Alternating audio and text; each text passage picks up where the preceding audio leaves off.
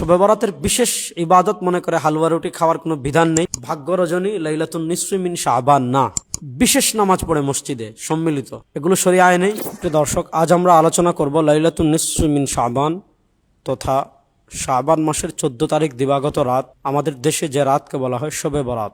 শবে বরাত নিয়ে আমাদের দেশে বাড়াবাড়ি যেমন আছে, শবে বরাত নিয়ে আমাদের দেশে ছাড়াছাড়িও তেমন আছে। খুব লম্বা তাত্ত্বিক আলাপে আজকে আমি যাব না। আজকে আমি যে বিষয়ে আলোচনা করব সেটা হলো, আমাদের দেশে একদল বলেন শবে বরাতের ফজিলতই নেই, আর আরেক দল এই রাতে এমন কাজ করেন যে এই রাতের কাজগুলো শরিয়া সমর্থন করে না। এক নম্বর আসেন, লাইলাতুন নিসফি মিন শাবানের ফজিলত অনেকগুলো সহিহ হাদিস দ্বারা প্রমাণিত। সব হাদিস নিয়ে এখানে আমি পর্যালোচনা করব না। আমার লিখিত এই বই কোরআন সুন্নাহর আলোকে 12 মাসের করণীয় বর্জনীয়, এই বইয়ে আমি বিস্তারিত আলোচনা করেছি। আমি আজকে 2-4টা হাদিস আমি আপনাদের কাছে সনদ সহ পড়ব, তারপর আমি অন্য আলোচনায় যাব ইনশাআল্লাহ। এক নম্বর আসেন, হযরত মুআয ইবনে জাবাল রাদিয়াল্লাহু তাআলা আনহুর যে হাদিস, ইমাম ইবনে হিব্বান রাহিমাহুল্লাহ সহিহ ইবনে হিব্বানে এনেছেন 5665 নম্বর হাদিস।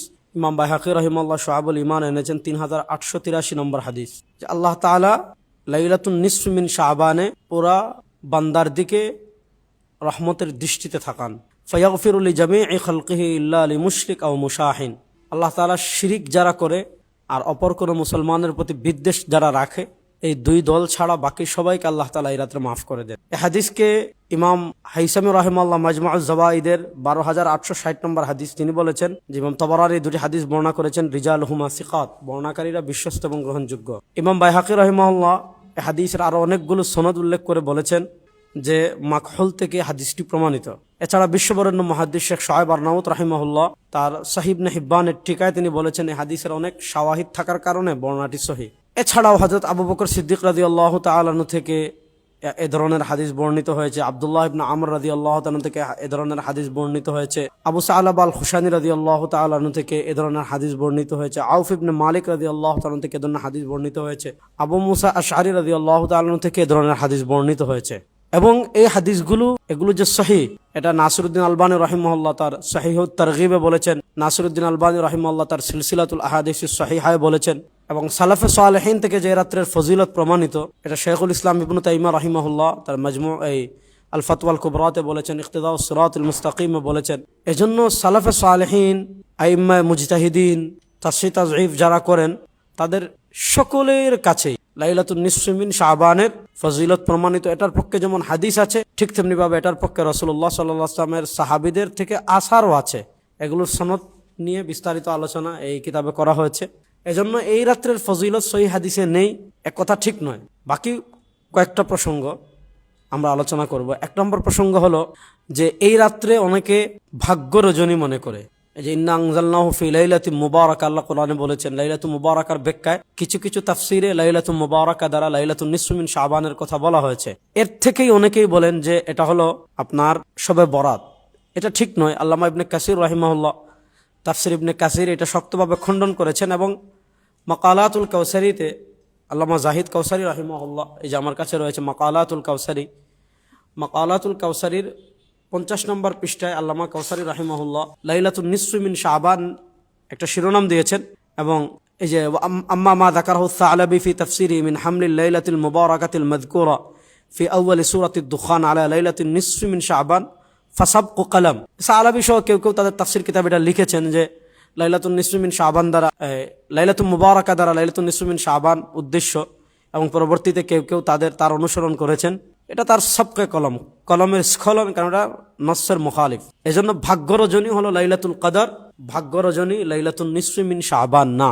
আমরা যে লাইলাতুল বারাআ বলি, আরবিতে বারাআত মানে মুক্তি, এই হিসাবে মুক্তির রাত হিসাবে শবে বরাত বলা যাবে, কিন্তু ভাগ্য রজনী হিসাবে শবে বরাতকে বলা যাবে না। এখন প্রশ্ন হলো, এই শবে বরাতে আমাদের কি করণীয় উচিত? ইমাম বাইহাকি রাহিমাহুল্লাহ শুআবুল ঈমানে আম্মাজান আয়েশা রাদিয়াল্লাহু আনহা থেকে হাদিস এনেছেন এবং বলেছেন ইসনাদুহু মুরসালুন জাইদ, যে হাদিস থেকে এটা প্রমাণিত হয় আল্লাহ নবী সাল্লাল্লাহু আলাইহি ওয়াসাল্লাম সেদিন একাকে ইবাদত করেছেন। নবী করিম সাল্লাল্লাহু আলাইহি ওয়াসাল্লাম থেকে ওই রাত্রে একাকে ইবাদত প্রমাণিত, ইজতিমাই কোনো ইবাদত রাসূলুল্লাহ সাল্লাল্লাহু আলাইহি ওয়াসাল্লাম থেকে প্রমাণিত না। আগে এই রাত্রে আমরা কি করব সেটা আমরা পড়ব হলো লাতাইফুল মাআরিফ থেকে, লাতাইফুল মাআরিফ ফিমা লিমাওয়াসিমিল আম মিনাল ওয়াযাইফ, ইমাম ইবনে রজব হাম্বলি রাহিমাহুল্লাহ লেখা এই কিতাব থেকে আমরা পড়ব। এই রাত্রে আমাদের কি করণীয় উচিত। এখানে ইমাম ইবনে রাজব হাম্বলী রাহিমাহুল্লাহ লাতায়েফুল মাআরিফের 192 পৃষ্ঠা একটা শিরোনাম দিয়েছেন, মা ইয়াজিবু আলাল মুসলিমিনা ফি লাইলাতিন নিসফ, যে লাইলাতুন নিসফ মিন শাবানে মুসলমানদের কি করণীয় উচিত। তিনি বলেছেন, ফায়ামবাগি লিল মুমিনি আন ইয়াতাফাররাগা ফি তিলকাল লাইলাতি লিযিকরিল্লাহি তাআলা ওয়া দুআইহি বিগুফরানিয যুনুব ওয়া সিতরিল উয়ুব ওয়া তাফরিজিল কুরুব, যে এই রাত্রে মুসলমানদের উচিত হলো এই রাতকে অবসর করবে লিযিকরিল্লাহ, আল্লাহ তাআলার জিকির করার জন্য, ও দুআইহি বিগুফরানিয যুনুব, তার গুনাহ মাফের জন্য আল্লাহর কাছে দোয়া করার জন্য, তার দুষ্ত্রুটি দেখে এবং তার মুসিবত দূর করার জন্য এই রাত্রে আল্লাহর কাছে দোয়া করার জন্য এই রাত্রে সে কি করবে, ফারিক করবে। রাসূলুল্লাহ সাল্লাল্লাহু আলাইহি ওয়াসাল্লাম থেকে এই রাত্রে দীর্ঘ একাকী নামাজ প্রমাণিত। এজন্য আপনি এই রাত্রে একাকী দোয়া করবেন, একাকী নামাজ পড়বেন, একাকী তাসবিহ পড়বেন, একাকী তাহাজ্জুদ পড়বেন। এগুলো হলো এই রাত্রের করণীয়, যেটা ইমাম ইবনে রাজব হাম্বলী রাহিমাহুল্লাহ লাতায়েফুল মাআরিফে লিখেছেন। প্রশ্ন হলো যে এই রাত্রের পরে অনেকেই রোজা রাখে, অর্থাৎ যেমন আগামীকাল দিবাগত রাত আমাদের শবে বরাত, এর পরের দিন 15 শাবান কেউ কেউ রোজা রাখে। এ সংক্রান্ত যে হাদিস আছে সুনান ইবনে মাজাহ, হযরত আলী রাদিয়াল্লাহু তাআলা থেকে, ইযা কানাত লাইলাতুন নিসফি মিন শাবান ফাকুমু লাইলাহা ওয়া সুমু ইয়াওমাহা। এই সনদে ইবনে আবি সাবরা আছেন, যিনি বিতর্কিত বর্ণনাকারী, যার কারণে হাদিসটি সনদের দিক থেকে যঈফ। কিন্তু এখানে অনেকগুলো বিষয় আছে। হুকমু সিয়াম ইয়াউমিন নিসফ, ইমাম ইবনে রাজব হাম্বলী রাহিমাহুল্লাহ লাতায়েফুল মাআরিফের 189 পৃষ্ঠায় শিরোনাম দিয়েছেন, হুকমু সিয়াম ইয়াউমিন নিসফ, যে ইয়াউমুন নিসফ শাবান মাসের 14 তারিখ দিবাগত রাতের পরে রোজা রাখা। তিনি লিখেছেন, ওয়া আম্মা সিয়ামু ইয়াউমিন নিসফ মিনহু ফাগাইরু মানহিন আনহু, রোজা রাখতে নিষেধ নেই। কারণ 1 নম্বর রাসূলুল্লাহ সাল্লাল্লাহু আলাইহি ওয়াসাল্লাম শাবান মাসে অন্যান্য মাসের চেয়ে বেশি রোজা রাখতেন। 2 নম্বর 15 তারিখ এটা আইয়ামে বীজের। আর 3 নম্বর এটার পক্ষে যেহেতু যঈফ হাদিস আছে, সব মিলিয়ে কেউ যদি শাবান মাসের 15 তারিখ রোজা রাখতে চায় কোনো সমস্যা নাই, সে শাবান মাসের 15 তারিখ কি করতে পারবে, রোজা রাখতে পারবে। আমাদের দেশে বিশেষ নামাজ পড়ে মসজিদে সম্মিলিত, এগুলো শরীআয় নেই।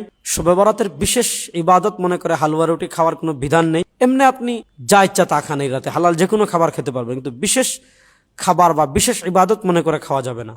এ রাত্রে আগরবাতি জ্বালানো, এমনি দুর্গন্ধ আছে, মশা আছে, এগুলো তাড়ানোর জন্য জ্বালাতে পারেন, কিন্তু এই রাত্রের বিশেষ ফজিলত মনে করে এগুলা করা যাবে না। এই রাত্রে আমরা তাই করব যা বলেছেন ইমাম ইবনে রাজব হাম্বলী রাহিমাহুল্লাহ।